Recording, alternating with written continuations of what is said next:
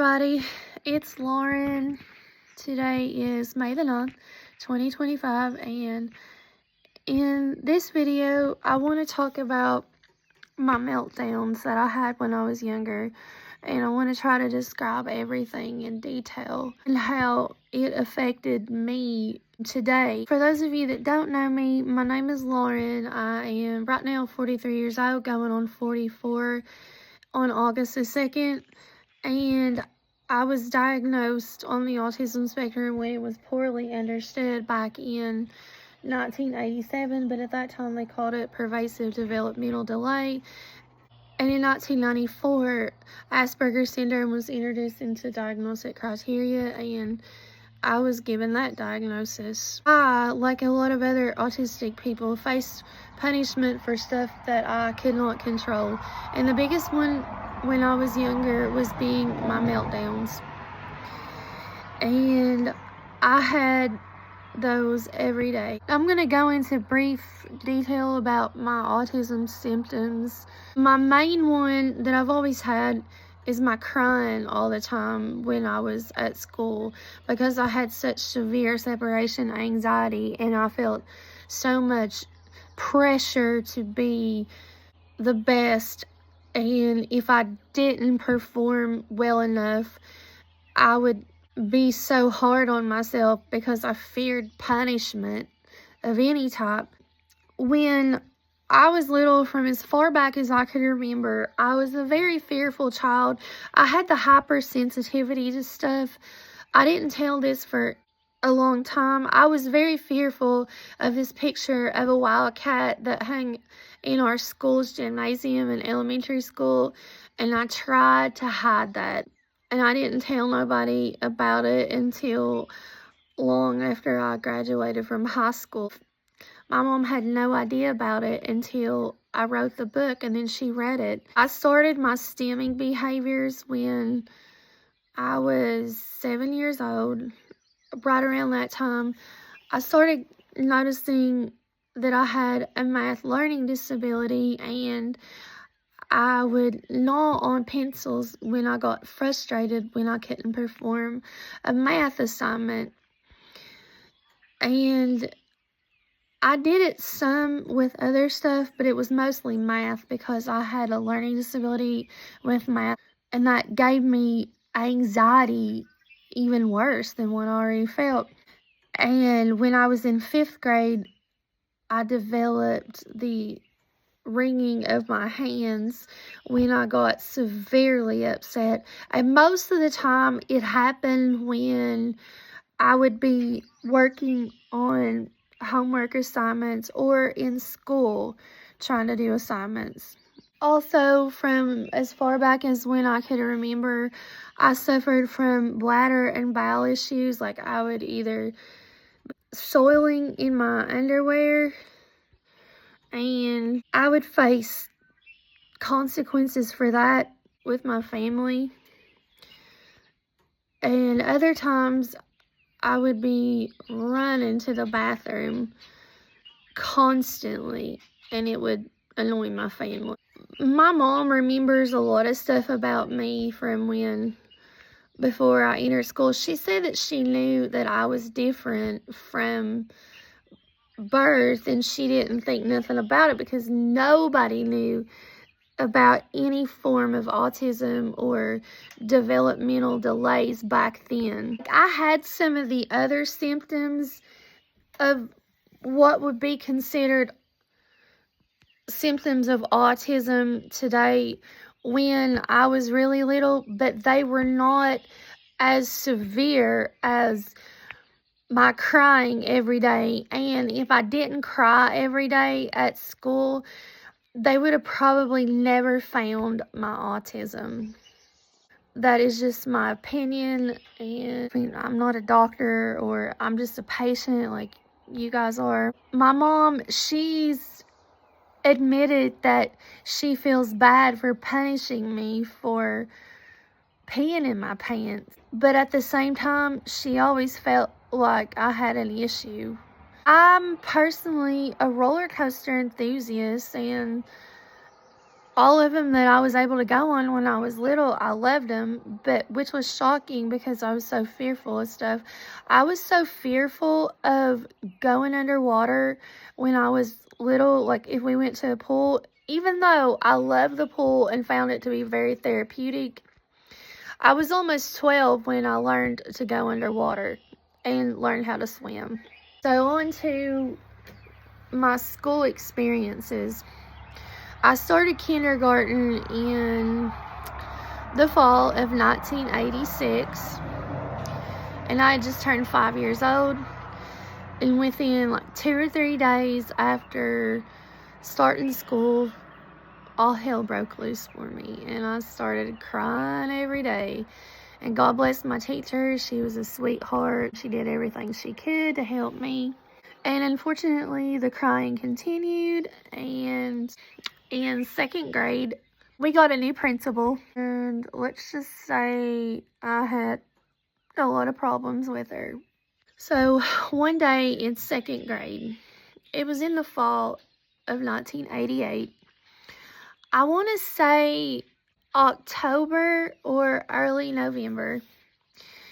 And the 2nd grade teacher at our school was out of work for maternity leave with her son. And we had a substitute teacher.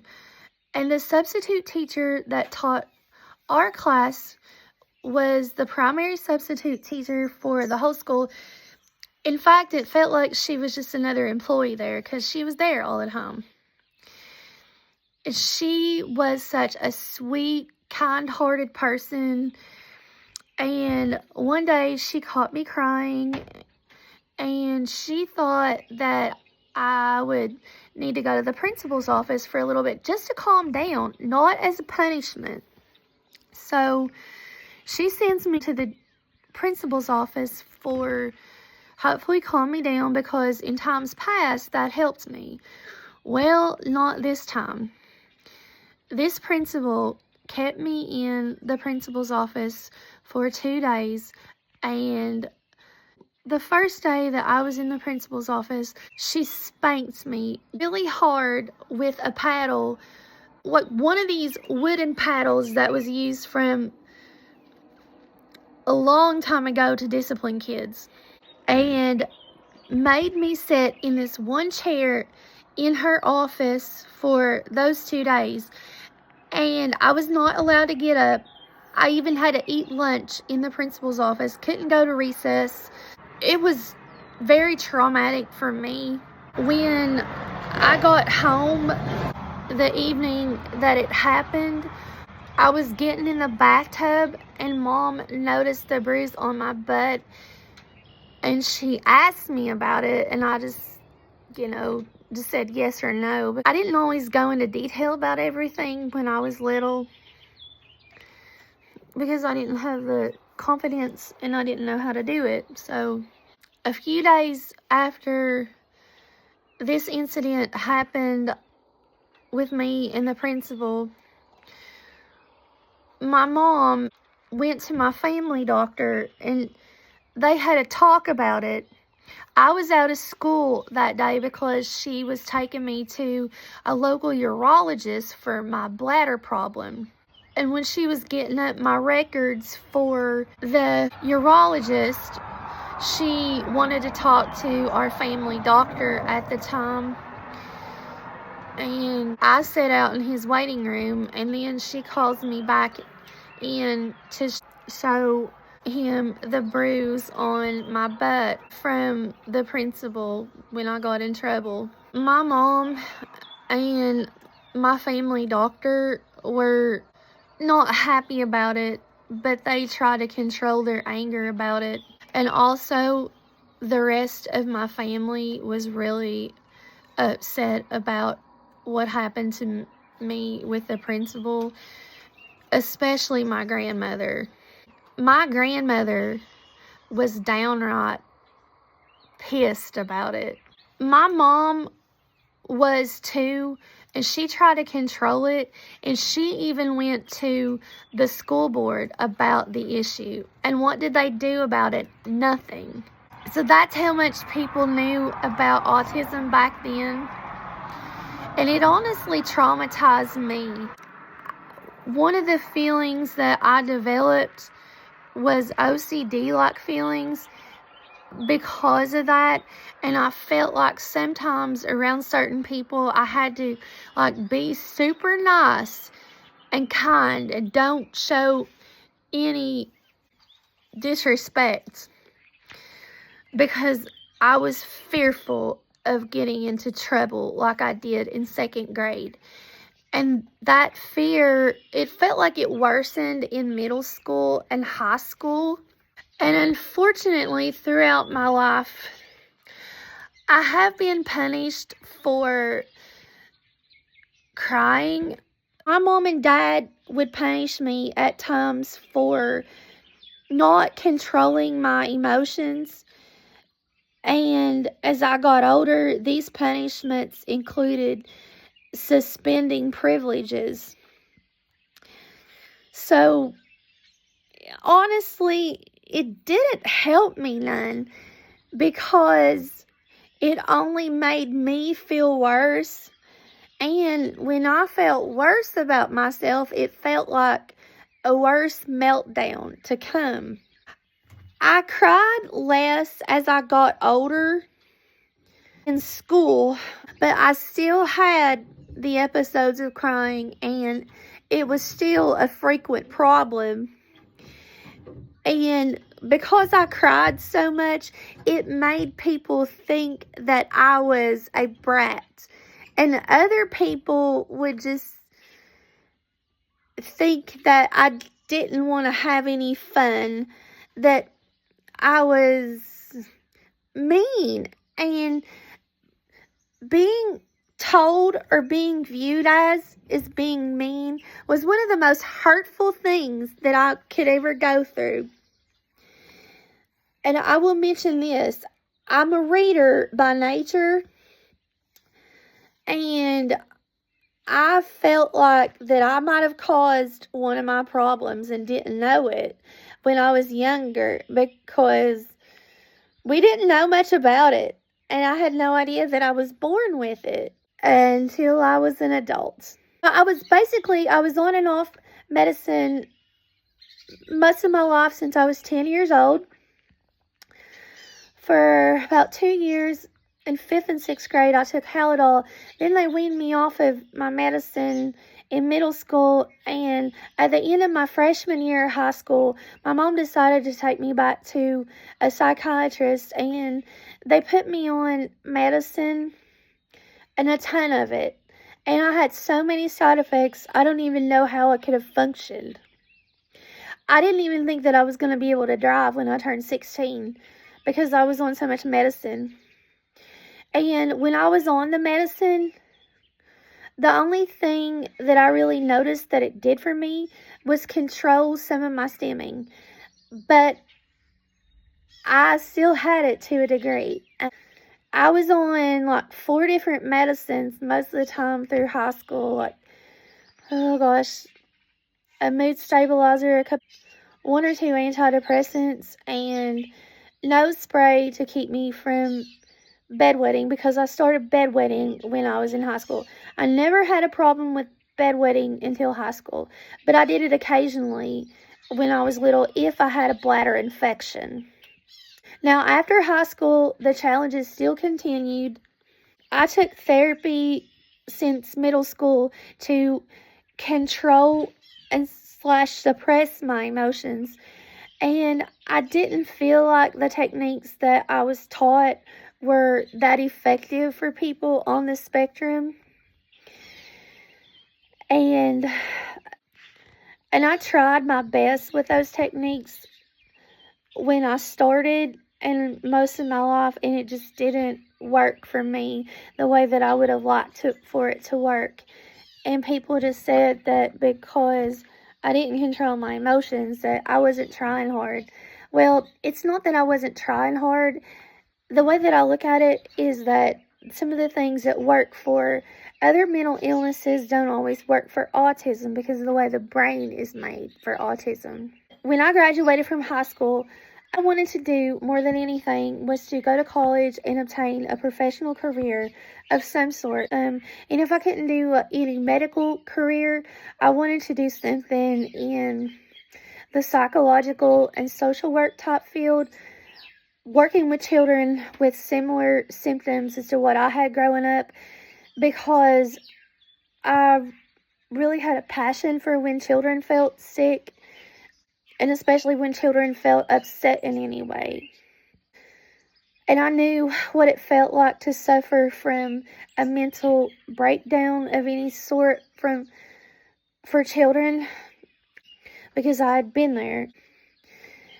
And I gave a stint at college for a year, just really had a hard time with it because I couldn't pass math, and I just went through a real slump and wasn't myself. I quit trying. I felt fatigued and tired a lot, and just stuff that I would normally never feel. But my medicine, I felt, was a lot of the problem. And because that happened, I decided to drop out of college after 1 year and go to beauty school. Well, let's just say I had a lot of problems in beauty school too. I had a lot of meltdowns, and my professor was hesitant to let me practice my skills on live clients because of my meltdowns. And she knew that I worked hard every day. I never quit. Came to class every day, worked on every assignment that I could, pushed myself further than what I could, and was never still for 1 minute in class. Well, that didn't work out, so I ended up transferring to a school for students with disabilities and finished cosmetology up there. And I had some meltdowns a lot when I was up there, and I faced consequences for it. And it really frustrated me, and every time that I faced consequences for my meltdowns up there, I got in trouble for it, just like I did when I was a kid.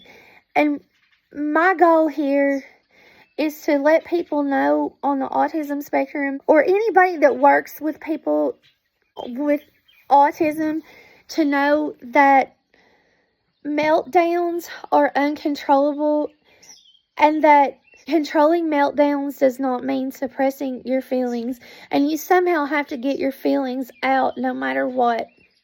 And we have to get around meltdowns, because there is more to a person than how they handle their emotions. Now, as long as they are not disrespecting other people intentionally with their meltdowns, and all they're doing is crying and doing some stimming, then we shouldn't worry about it. Also, I tried to go back to college after I finished beauty school, and not only was beauty school not for me, but when I got a job as a hairdresser, it was really frustrating to make a living with that, because I needed a job that not only had good pay and benefits, but also enough money to cover my frequent medical expenses, because I also had a lot of other chronic and benign conditions that needed to be taken care of, in addition to my Asperger's syndrome. And I tried to get around getting disability, but it didn't work. So I tried to go back to college, and I did, and I finished my 4-year degree, and I got that in 2011. And my main goal at the college I went to was to go into counseling psychology, because I felt like more needed to be done for people on the autism spectrum, especially if they suffered from meltdowns like me. And I knew what went through the mind of someone with autism when they were having meltdowns. So, unfortunately, the dean of that program refused to actually let me in the program because of my autism.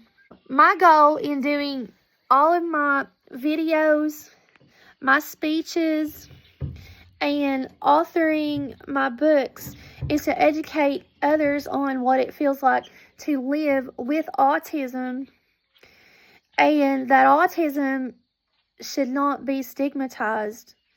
Autism is a medical condition that you're born with, and so for that reason, you have no control of it, and we must stop the stigma associated with it. So, in the end, I will say that based on my experience, punishment made all things worse with meltdowns. So, you probably need to try other things if your child's having a bad day and has a meltdown, maybe like talking it through and being supportive and just letting them know that you're there if they want to talk about it, for those that are verbal, and try to figure out what happened, but don't condone the victim of it, which is the child or the adult. So, all right, guys, thank you very much. You have a wonderful day, and I will see you when I get this uploaded. Bye.